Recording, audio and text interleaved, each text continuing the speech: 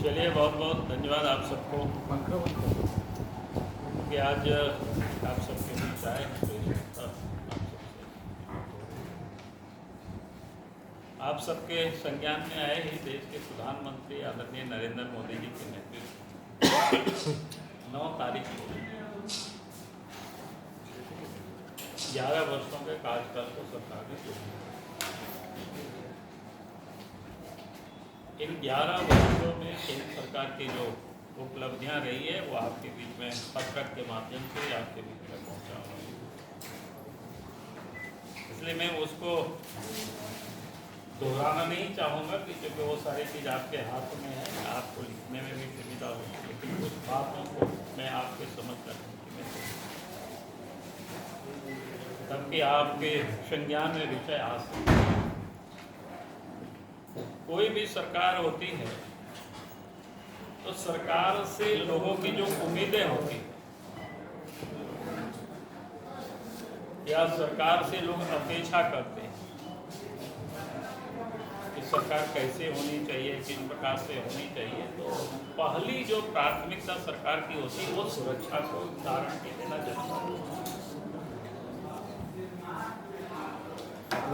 क्योंकि सुरक्षा के बगैर कोई भी देश या कोई भी देश तरक्की नहीं कर सकता है, प्रगति नहीं कर सकता है, या विकास के बारे में हम सोच नहीं सकते। अगर हम देश के बारे में भी देखते हैं कि 2014 के पहले इस देश के अंदर में सरहद पार से आतंकवादी आकर के देश के अंदर में बड़े बड़े आतंकी घटनाएं देते थे, सीरियल ब्लास्ट होता था। देश के कोई भी बड़े महानगर हो, आप याद करिए, चाहे वो मुंबई हो, चाहे पूना हो, हैदराबाद हो,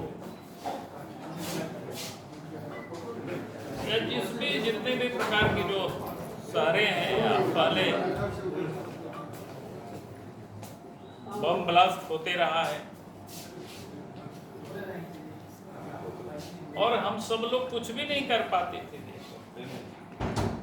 हम दुनिया के सामने डोजर लेकर के जाते थे या यूएनओ में भी जाते थे, लेकिन परिणाम कुछ नहीं निकलता था, फिर उसी प्रकार की घटनाएं दोहराई जाती।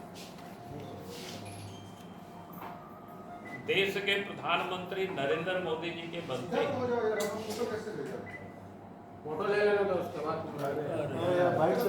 उन्होंने साफ साफ कहा था कि भाई अब हम डोजर नहीं भेजेंगे,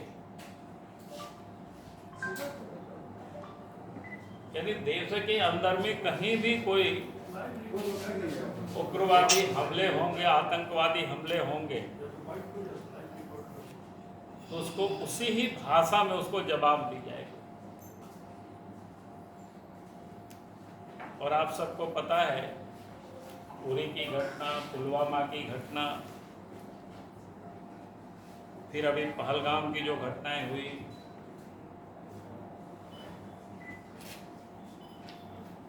सर्जिकल स्ट्राइक, एयर स्ट्राइक और फिर ऑपरेशन सिंदूर चलाए,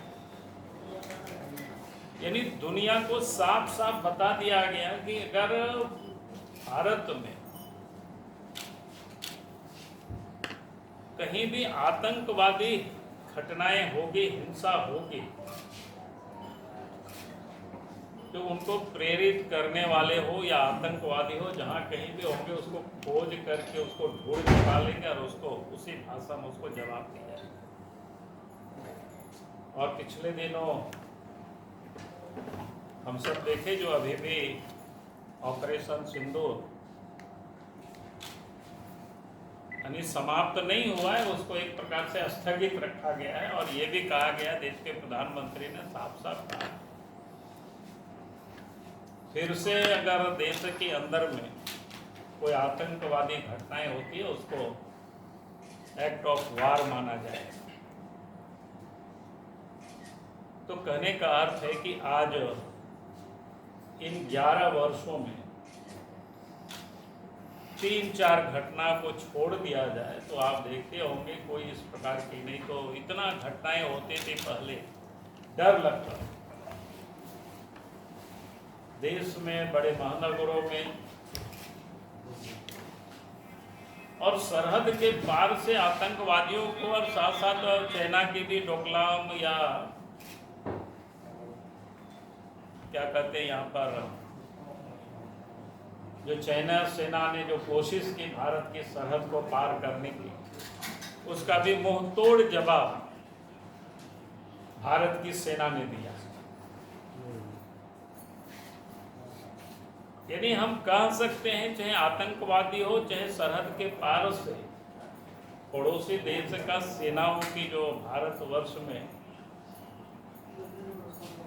लोगों ने जो कोशिश की तो उसको मुंहतोड़ जवाब मिला। फिर देश के अंदर में भी उग्रवादी घटनाएं बेहताशा होती थी। छत्तीसगढ़ या आंध्र प्रदेश, झारखंड, बिहार, उड़ीसा, बंगाल, यानी देश के बहुत बड़ा हिस्सा उग्रवाद से भी प्रभावित था। लेकिन देश में नरेंद्र मोदी जी के नेतृत्व में सरकार बनने के बाद आज उग्रवाद की समस्या भी देश में कम हुई है। मैं कह सकता हूं कि देश के 70%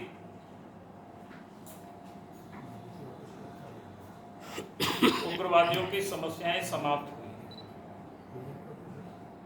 और देश के गृह मंत्री जी ने स्पष्ट रूप से कहा है कि 2026 के मार्च तक देश को उग्रवाद से मुक्त करना। और मैं कह सकता हूं कि निश्चित रूप से आज वो मुक्त हो जाएगी, कोई उसमें से सख्त शंका नहीं लगता है।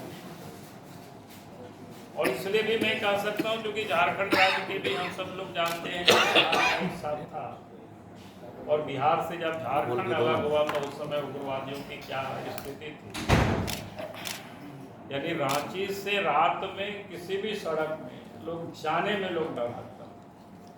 पलामू की तरफ लोग नहीं जा पाते थे, चतरा की तरफ नहीं जाते थे, गुमला की तरफ लोग नहीं जा पाते थे, धनबाद से गिरिडीह तरफ लोग नहीं जा पाते थे। आपके इस सिंहभूम के भी उधर घाटशाला तरफ के इलाकों में क्या स्थिति थी, तो किसी से छुपा हुआ नहीं। चाईबासा के जंगलों में भी थोड़ा बहुत अभी भी। तो हम ये कह रहे थे कि देश के अंदर में भी जो उग्रवादी थे, अब देश के बाहर से भी जो आतंकवादी आ रहे थे, तो भारत को एक प्रकार से सॉफ्ट नेशन के रूप में लोग देखते थे। लेकिन मोदी जी के प्रधानमंत्री बनने के बाद देश में आज मैं कह सकता हूं कि एक प्रकार से अमन है और आप लोग शहर में भी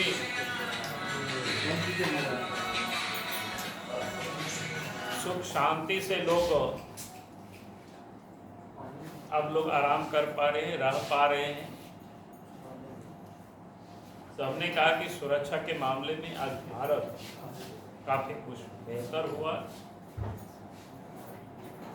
और इस कारण से आज देख रहे होंगे देश के अंदर में पूंजी भी निवेश हो रहा है, देश के अंदर में विकास भी तेजी से हो रहा है। क्योंकि जब तक कोई अमन चिन्ह नहीं होता है, कोई भी चीज प्रगति नहीं करता है, तरक्की नहीं करता है। जब अमन होता है, शांति होता है, तब फिर उद्योग धंधे भी लोग लगाते हैं, पूंजी भी लोग निवेश करते हैं और फिर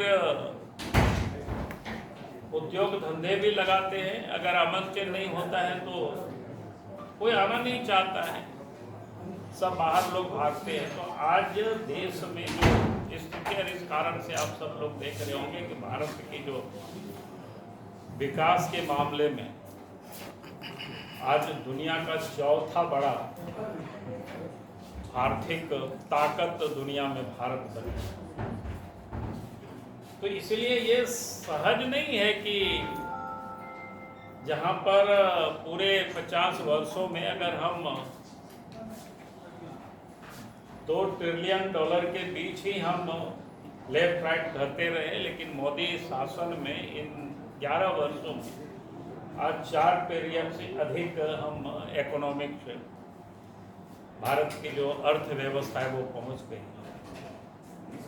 तो ये इसलिए ये पहुंच गया इतना क्योंकि इस देश के अंदर में मोदी जी के नेतृत्व में सबको भरोसा फैला हुआ है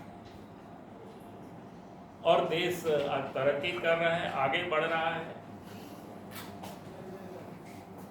तो इसलिए हमने कहा कि जो भारत सरकार की या सरकार की जो लोगों को अपेक्षाएं होती है सुरक्षा प्रदान करना, तो देश के प्रधानमंत्री नरेंद्र मोदी जी के नेतृत्व में इन 11 वर्षों में सुरक्षा की, चाहे आंतरिक सुरक्षा हो या बाहर सुरक्षा हो, देश को इन्होंने एक अच्छा विश्वास देशवासियों में और दुनिया के लोगों में भी जगह है और तब भारत ये प्रगति कर रहा है।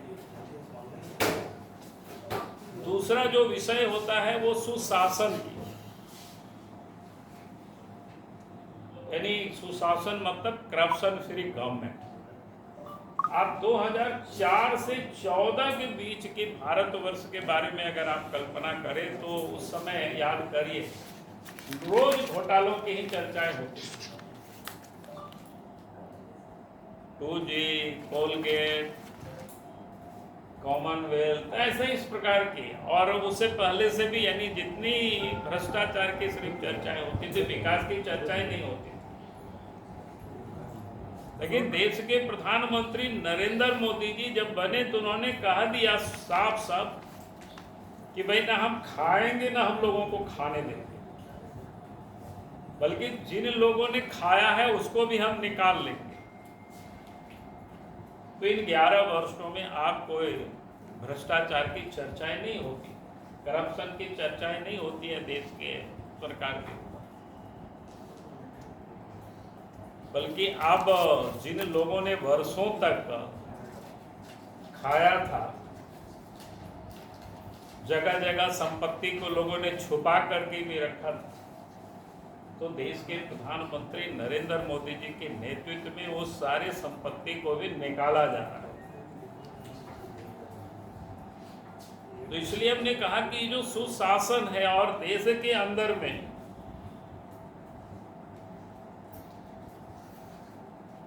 ये जो करप्शन फ्री होने से कई चीजों के विकास में भी जो देश आज इज डूइंग क्या कहते हैं बिजनेस में भी आज देश का कितना 63वां शायद रैंकिंग में पहुंचा है। तो ये जो स्थिति है देश के अंदर में तो अपने आप में बहुत बड़ी उपलब्धि, और विकास के क्षेत्र में आप अगर आप देखें थोड़ा सा डिफेंस के सेक्टर में, पहले भारत सरकार मतलब डिफेंस के सेक्टर में बुलेट प्रूफ जैकेट या पैर में पहनने वाला जूता मिलिट्री के लिए या राइफल्स, ऐसे बहुत सारी चीजों हम विदेश से ही आयात करते थे। देश के प्रधानमंत्री नरेंद्र मोदी जी बनने के बाद अब आयात हम कम से कम कर दिए, अब तो लगभग 60% से अधिक डिफेंस के जो इक्विपमेंट है वो देश में ही बनता है, हमें बाहर से अब मंगाने की जरूरत नहीं पड़ती, बल्कि अब जो देश में हम जो पैदा कर रहे हैं उसका रक्षा के क्षेत्र में जो निर्यात हुआ है, यानी पहले के तुलना में 34 गुना बढ़कर के 23,622 करोड़ रुपया की हम इक्विपमेंट को एक्सपोर्ट किया। और इस बार जब ऑपरेशन सिंदूर हुआ तो भारतवर्ष में बने हुए जो डिफेंस सिस्टम है या ब्रह्मोस आकाश मिसाइल, ऐसे कई टैंक, यानी अब स्वदेशी अब देश के अंदर में अब निर्माण हो रहा है। और उसकी सटीकता को भी आप ये ऑपरेशन सिंदूर में पूरी दुनिया ने उसको देखा और परखा। तो कहने का अर्थ है कि इन 11 वर्षों में किस प्रकार से हम विकास के क्षेत्र में तेजी से आगे हम बढ़ रहे हैं।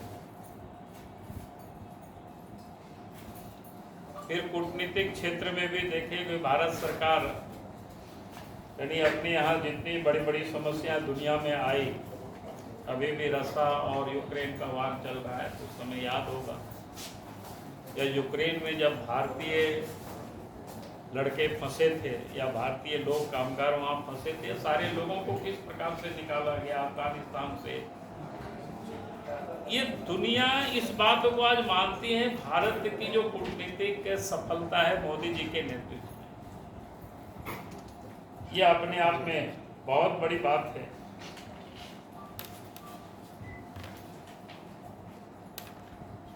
फिर जितने भी विकास की जो चंद्रयान की सफलता, जहाँ कोई लोग नहीं पहुँचे थे उस पोल में भी हम पहुँचे, तो ये अपने आप में बहुत बड़ी विषय है। विकास के बारे में जो इंफ्रास्ट्रक्चर के क्षेत्र में जिस तेजी से विकास हो रहा है, अभी चिनाब ब्रिज का जहाँ उद्घाटन किए हैं देश के प्रधानमंत्री ने, कश्मीर जम्मू कश्मीर यानी देश के बाकी हिस्सों से जोड़ने के लिए रेलवे ब्रिज जो बना है, यानी दुनिया का सबसे ऊंची ब्रिज होगा। यहाँ तक कि फ्रांस का जो एफिल टावर है उससे भी ऊंची। तो भारत के जो इंजीनियर है वो लोगों ने भी अपनी क्षमता और ताकत को दुनिया भर में दिखा दिया कि भारत भी कैपेबल है, भारत भी मजबूत है। हमारी जो उपलब्धि है वो सारे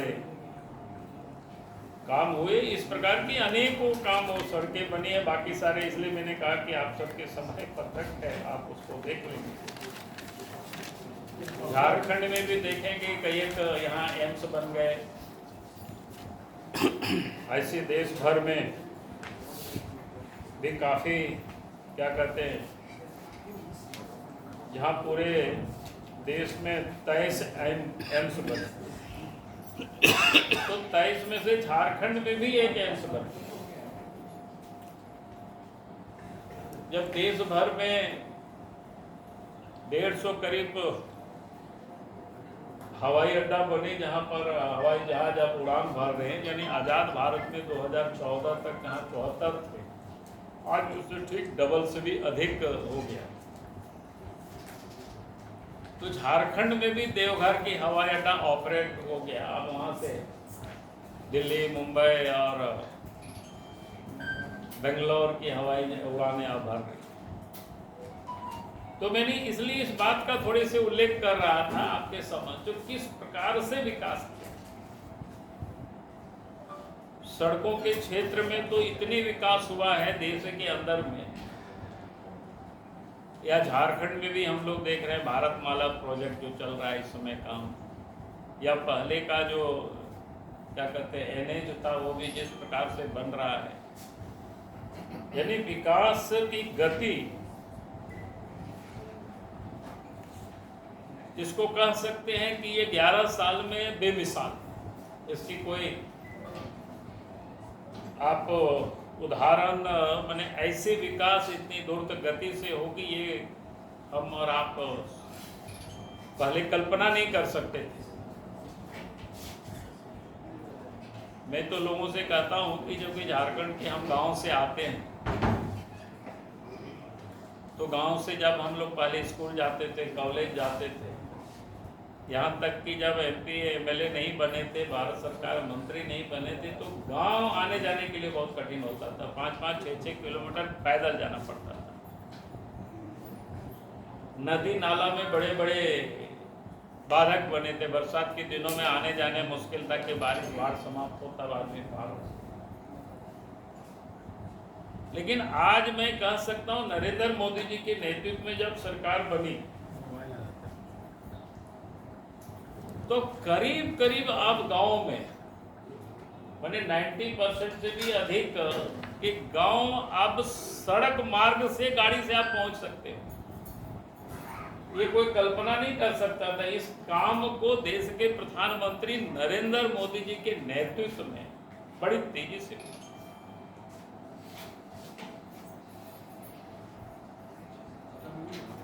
आप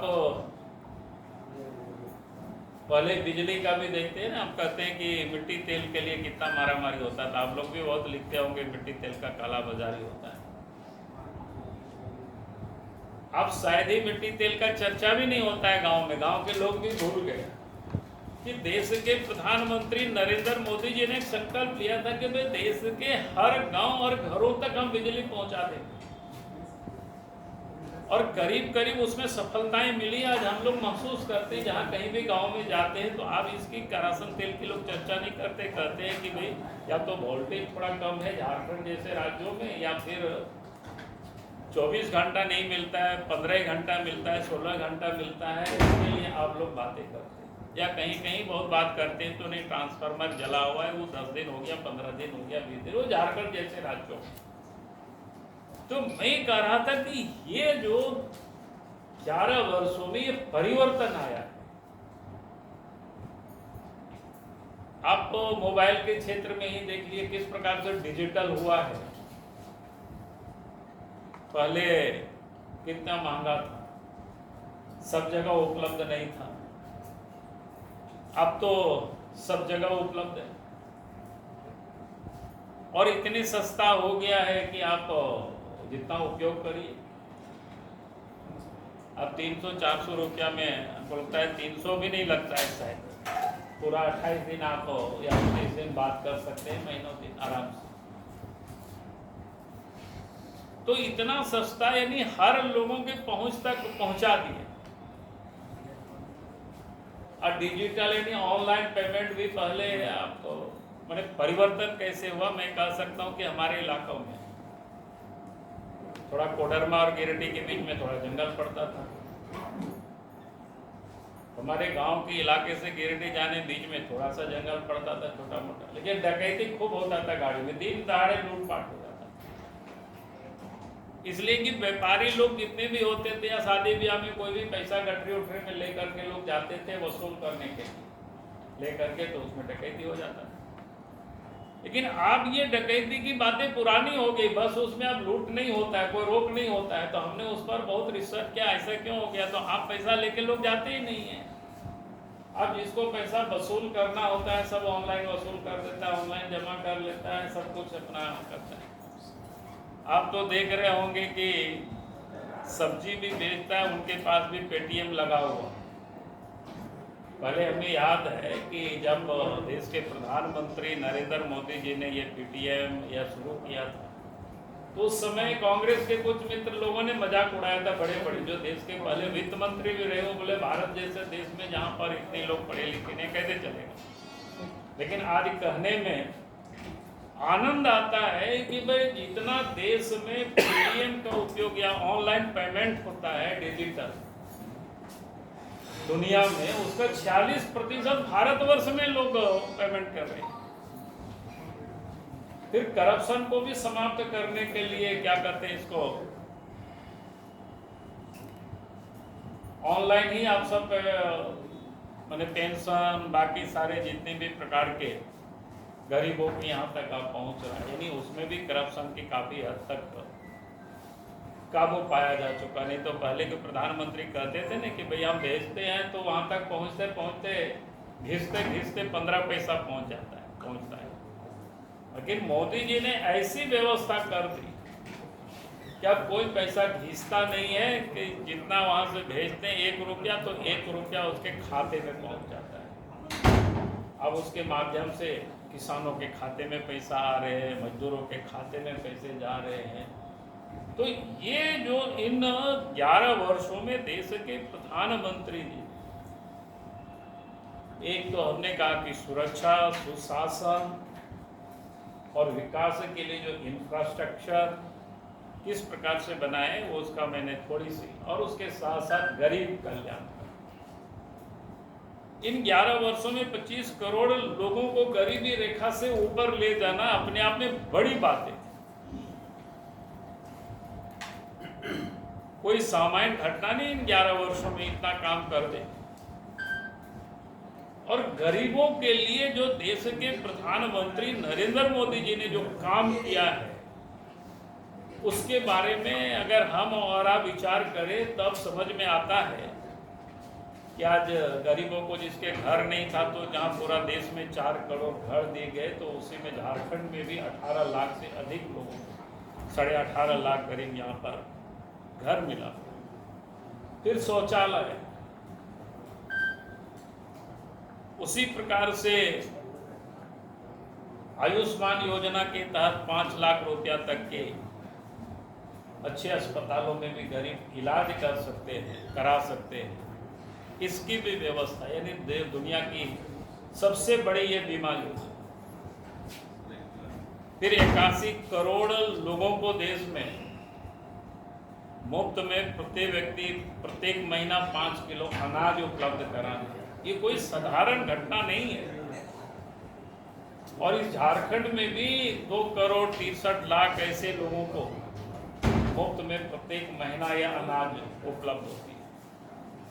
तो ये कोई साधारण बातें नहीं है। मैंने छोटी छोटी बातों को किस प्रकार से गरीबों की चिंता के देश के प्रधानमंत्री, ताकि महिलाएं, पहले आप देखते होंगे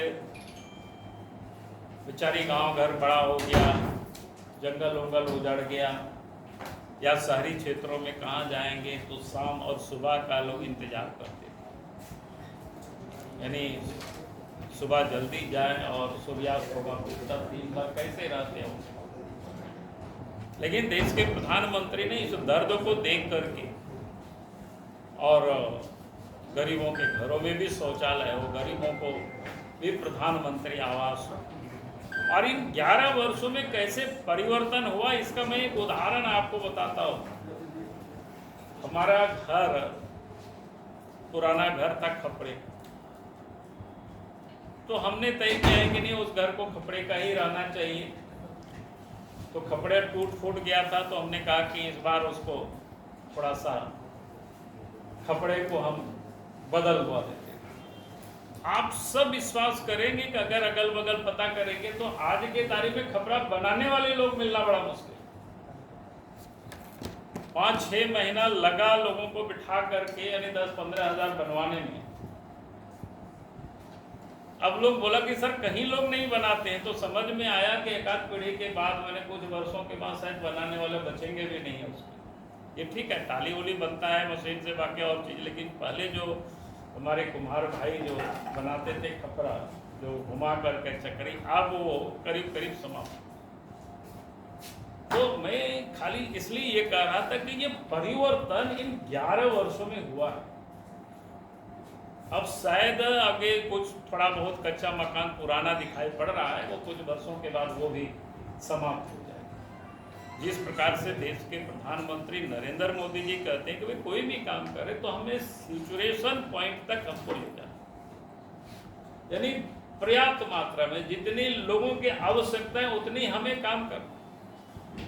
जल जीवन मिशन के माध्यम से देश के प्रधानमंत्री नरेंद्र मोदी जी का संकल्प नल से जल पहुंचा, ये भी बड़ी तेजी से काम चल रहा है। ये अलग बात है, झारखंड जैसे राज्यों में ये भ्रष्टाचार के भेंट चढ़ जाता है तो थोड़ा सा अपने को समझने में दिक्कत होता है। तो इसलिए हमने कहा कि ये जो कुछ विषय था, और आज देश चारों तरफ विकास कर रहा है। नॉर्थ ईस्ट पहले उपेक्षित रहता था, नॉर्थ ईस्ट भी तेजी से विकास कर रहा है। जम्मू कश्मीर का आपने देखा, जो देश के अंदर या सरहद था जहाँ पर कांग्रेस के कालखंड में, वहाँ सड़कें नहीं बनता था, वहाँ डेवलपमेंट कुछ होता नहीं था, बल्कि पार्लियामेंट में उनके मंत्री ये कहते थे कि वहाँ डेवलपमेंट होगा तो विदेशी शत्रु हमारी तरफ जल्दी घुस जाए। यानी ये कह करके और ये कह कर के मतलब कांग्रेस वालों की यही आदत रही है पहले से, इसी प्रकार से कहते हैं कि मैं लोगों को याद करता हूँ अपने इलाकों पे। हमारे यहाँ एक बाजार है, वहाँ मैका का अच्छा कारोबार होता था एक ज़माना। चंदौरी हम लोग बोलते हैं, मेरे गांव से 2 किलोमीटर 4 किलोमीटर पर, लेकिन वहाँ तक सड़क नहीं था, नदी में पुल नहीं था। तो हम लोग पूछते थे भाई यहाँ सड़क क्यों नहीं बन रहा है, पुल क्यों नहीं बन रहा है। तो कांग्रेस वालों ने ये समझा करके लोगों को रखा था कि यहाँ पुल बन जाएगा, सड़क बन जाएगा तो इनकम टैक्स वाले आ जाएंगे, सेल टैक्स वाले आ जाएंगे, डकैत लोग आ जाएंगे, तो आपको लोग परेशान करेंगे। यानी किस प्रकार से बेहूदगी बातें वो लोग क्या करते थे, डेवलपमेंट नहीं करने का नए नए रास्ता वो लोग निकालते थे और समझाते थे। और 2000 के पहले तो जब बिहार एक साथ था तो बिहार की सरकार का भी आप सब लोग जानते हो, उनके नेता क्या कहते थे, सड़क नहीं बनेगी तो क्या होगा, किसकी गाड़ियाँ चलेंगी। यानी कैसे लोगों को दिग्भ्रमित करते थे। लेकिन देश के प्रधानमंत्री नरेंद्र मोदी जी के बनने के बाद, जिसको हम अंतिम छोर की गांव कहते थे, अब वो देश का पहला गांव हो रहा है। वहाँ टूरिस्ट भी जा रहे हैं, विजिटर्स भी जा रहे हैं देखने के लिए, वहाँ लोग बिता रहे हैं। अब सब कुछ विकास कर रहा है। तो मैंने आपको संक्षिप्त में कहा कि ये जो इन 11 वर्षों में जो विकास की जो गाथा है, सुरक्षा की गाथा है, गरीब कल्याण की जो गाथा है, आपके समक्ष पत्रक के रूप में से भी हम आग्रह करेंगे जनता तक आप सब भी पहुंचाने का जरूर। 11 वर्ष में बहुत विकास हुआ है, सब मानते हैं, लेकिन उसी तरह घुसपैठ भी बढ़ा है, पूरा डेमोग्राफी चेंज हो गया है। और अब तो झारखंड के प्रतिपक्ष के नेता हैं, क्या समाधान है इसका? देखिए, यह समाधान है राज्य सरकार और केंद्र सरकार दोनों को मिलकर के। केंद्र सरकार ने सभी राज्यों सरकारों को पत्र लिखा है और ने कहा कि भाई गृह विभाग की अध्यक्षता में कमेटी बने और जिला में भी, और फिर जो भी विदेशी नागरिक आकर के यहाँ रह रहे हैं उनको चिन्हित करना और उनको यहाँ से रिपोर्ट करना। लेकिन दुर्भाग्य है इस देश की, जहाँ अपोजिशन की गवर्नमेंट है, वो विदेशी घुसपैठियों को वो बचाते ही नहीं बल्कि बसाते हैं। उन लोगों को उनके आधार बनाते हैं, उनको जमीन उपलब्ध कराते हैं। तो ये बड़ा दुखद है, पता नहीं देश को कहाँ किस और कहाँ तक ले जाएगी। केंद्र सरकार तो आपने देखा जहाँ जहाँ बीजेपी की सरकार काफ़ी कुछ करना शुरू की। पिछले दिनों आपने देखा दिल्ली से भी लोगों को निकाला गया, गुजरात से भी, अन्य राज्यों में भी चल रहा है। यहाँ भी हम लोग आवाज़ बार बार उठाते हैं और आगे भी उठाएंगे। बाबूलाल जी, स्वास्थ्य को लेकर के दो सवाल है हमारा। कल हजारीबाग में संजीवनी सेवा केंद्र जो बीजेपी की थी, उसको स्वास्थ्य मंत्री ने उठा के फेंकवा दिया बाहर। दूसरा, गुड्डा में आज सुबह ऑक्सीजन के लिए मरीज तड़पता रहा और वो मरीज मर गया। किस तरह से देखते हैं? नहीं, देखना क्या, सरकार की प्रायोरिटी में ही नहीं है। आज झारखंड की स्थिति में अभी आप जो बता रहे हैं ना, हॉस्पिटल में ऑक्सीजन नहीं है, जगह जगह पर कई उपकरण खराब पड़े हुए हैं। दूसरा जगह छोड़ दीजिए, रिम्स जैसे हॉस्पिटल में कई एक उपकरण खराब पड़े हुए हैं। तो सरकार को इसकी कोई चिंता नहीं है, सिर्फ सरकार भाषण देती है। हमने कहा कि सरकार का काम भाषण देना नहीं है, सरकार का काम है काम करना। भाषण देने के लिए तो हम लोग हैं। मरांडी जी, अभी हमारे मुख्यमंत्री ने कहा है कि राज्य के किसान की तुलना धोनी से की है। क्या? राज्य के किसानों की, गरीब किसानों की तुलना धोनी से की है। उन्होंने कहा है कि जब धोनी खेती कर सकते हैं तो आप क्यों नहीं कर सकते? इस पर आपका क्या कहना है? देखिए, पहली बात तो उन्होंने जिसके साथ तुलना किया है उसकी कोई समानता नहीं। अब किसानों को आप अगर अच्छे इक्विपमेंट देंगे, सिंचाई की बाकी सुविधा उपलब्ध कराएंगे तो किसान भी करेगा। लेकिन आप किसानों को तो ना समय से उन्नत बीज आप उपलब्ध कराते हैं, ना उन्नत कोई टेक्नोलॉजी उपलब्ध कराते हैं, तो बेचारा वो कैसे करेगा? महेंद्र सिंह धोनी के पास पैसा है तो इंडिविजुअल अपने बल पर उन्होंने कर रहे हैं। अब उनके साथ अगर राज्य के मुख्यमंत्री अन्य किसानों की तुलना करेंगे तो मैं समझता हूँ कि ये बिल्कुल बचकाना है। यहाँ किसान चाहते हैं कि भाई हम भी खेती करें, आज अगर गांव क्षेत्र में चले जाए, लेकिन क्या कहता है भाई सिंचाई की सुविधा, और किसान अवेयरनेस नहीं है तो अच्छे बीज कहाँ से मिले उसकी उनको कम से कम उस क्षेत्र में उपलब्धता हो, मार्गदर्शन हो, इतना तो होनी चाहिए। और निचले स्तर पर जो भ्रष्टाचार है, जो आप किसी भी ऑफिस में जाते हैं तो बिना पैसा के काम नहीं होता है, तो इसके बारे में प्रदेश बीजेपी या मोदी जी क्या करेंगे, कर रहे हैं, या भाजपा क्या सोच रही है? नहीं, भाजपा तो बार बार इस बात को उठाते ही है, लेकिन आज सरकार तो उनकी है, करना तो उनको है। लेकिन यहाँ तो जैसे आप मोबाइल में क्या बोलते हैं, टॉपअप बोलते हैं ना, वैसे ही थाना वाले, अंचल वाले महीना में ये लोग क्या बोले उसको भरवाना पड़ता है। मतलब बिना पैसा के कोई काम नहीं हो रहा है, चाहे पंचायत का दफ्तर हो, चाहे पुलिस हो, चाहे कुछ भी हो, सरकारी हो, कल गया तो पैसा देना। हाँ, और गरीब को भोगना पड़ रहा है, किसानों गरीब ही नहीं बल्कि बड़े लोगों के पास तो पैसा इसलिए काम करवाता है, बेचारा क्या करेगा। तो इस पे विपक्ष गरीब के पास विपक्ष को आवाज ही उठाएगी ना। ये क्या किया आपने? हम लोग तो आवाज उठा रहे हैं, लड़ रहे हैं, आगे भी तय किए हुए 24 तारीख को हर ब्लॉक स्तर पर आंदोलन करेंगे, तो वो तो चलेगा। लेकिन मेरा कहना है कि हम तो आंदोलन आवाज ही उठा सकते हैं, आवाज तो हम रोज उठाते हैं। अगर आप सब लोग देखते होंगे अखबार वगैरह में या जो होता है लोकतंत्र में, उसको करते रहते, आवाज उठाते हैं, बल्कि हम तथ्यों के साथ भी हम उठाते हैं। ऐसा नहीं है कि कोई किसी ने कह दिया ऐसे हम उठा दिए, तथ्यों के साथ होता है। तो कभी कभी अगर आप मेरा ट्वीट देखते होंगे तो उसमें भी मैं डाल देता हूं कि भाई देखो यहाँ कैसी सड़कें बन रही हैं, लेकिन कार्रवाई तो सरकार ही करेगी, हम तो कार्रवाई नहीं कर सकते।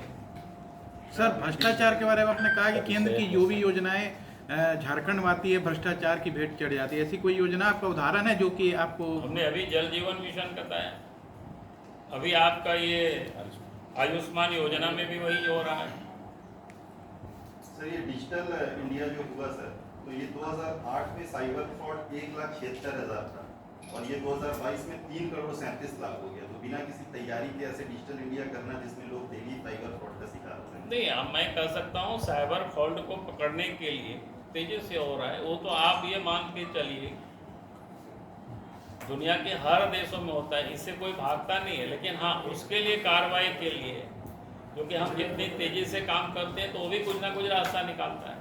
सर, और दूसरा चीज़ कि सर आपने अभी जितना मोदी सरकार का गिनाया उपलब्धि, तो इसमें सर 2 ही लोगों का नाम आया, एक मोदी और दूसरा गृह मंत्री अमित शाह। रक्षा मंत्री राजनाथ सिंह, सड़क परिवहन मंत्री नितिन गडकरी, उनकी भी योजनाओं का नहीं, हम तो सारी योजना के, हम तो इंफ्रास्ट्रक्चर रोड, रक्षा मंत्री का या सड़क परिवहन नहीं मैं मंत्री का सभी, नाम नहीं आया सर। अरे भाई नाम तो सबका बोलना मुश्किल होता है। मोदी और अमित शाह के बीच में भाजपा रहती है। नहीं, ऐसा नहीं है, आपने तब गलत, हमने रोड की अभी आपको भारतमाला योजना, जितनी हाईवे की आपने चर्चा किया, ग्रामीण में हमने कहा कि गांव तक सड़क पहुंच रही है, प्रधानमंत्री ग्राम सड़क योजना।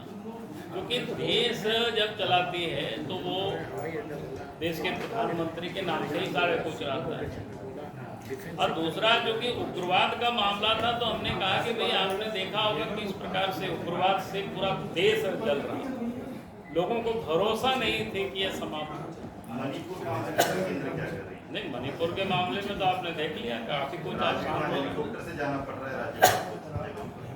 देखिए, हम कहें कि मणिपुर का झंझट आज का नहीं है, पहले तो पूरे नॉर्थ ईस्ट ही जल रहा, अब थोड़ा सा मणिपुर है, तो भी ठीक हो जाएगा। चलिए, आज सभी विषय आ गए।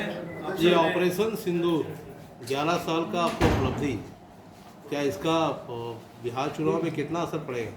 देखिए, हम चुनाव के दृष्टिकोण से ये सारे विषय नहीं करते हैं।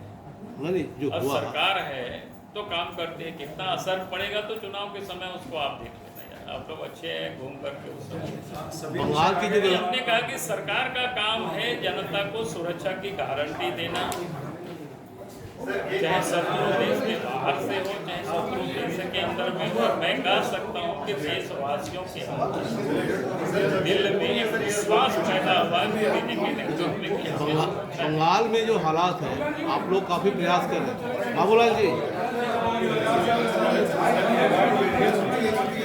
क्या आज का विषय उपलब्धि का है, इसलिए दूसरे जिन दिन के लिए रखा जाएगा वहाँ उसका देने में कोई नहीं, इससे अंदर हो रहा है। आज का विषय 11 साल की 11 साल की उसी के लिए प्रेस आएंगे।